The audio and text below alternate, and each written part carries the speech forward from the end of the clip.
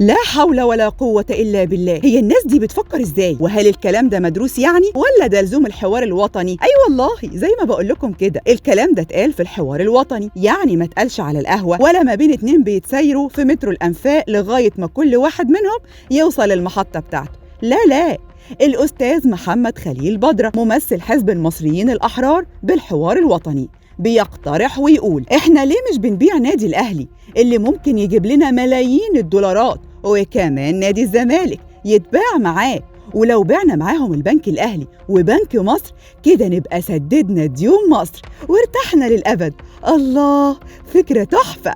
طبعا أنا شايفاكم وانتم محتارين تكملوا الفيديو ولا تسيبوه وتشوفوا لكم فيديو تاني يحترم عقولكم حبتين، لكن للأسف مش هتلاقي حد يحترم عقلك زي اللي بينقلك الواقع المرير اللي احنا عايشينه. انت بس ما عليك غير انك تهز دماغك وتقول عجبا لك يا زمن، يعني اعتبر نفسك اعلامي في قناة الزمالك واللي بيكلمك ده مرتضى منصور، وهز دماغك وخلاص.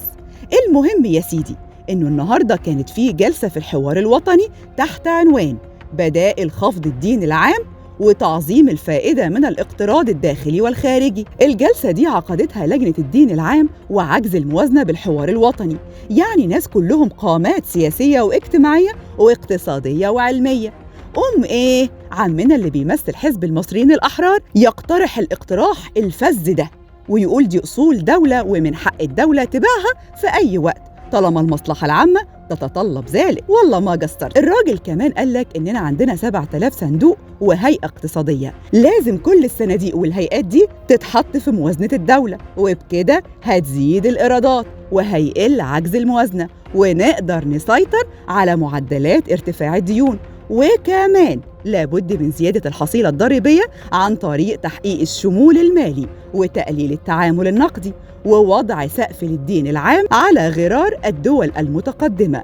وكلام كتير اتقال بلغة الاقتصاديين اللي احنا تقريبا ما بنفهمش منه حاجة، لكن اللي انا فهمته ان الاستاذ ممثل حزب المصريين الاحرار عايز يبيع النادي الاهلي والبنك الاهلي واي حاجة فيها ريحة الاهلي، وبالمرة فوق البيع يعني يبيع نادي الزمالك وبنك مصر، باعتبار ان زيادة الخير خيرين.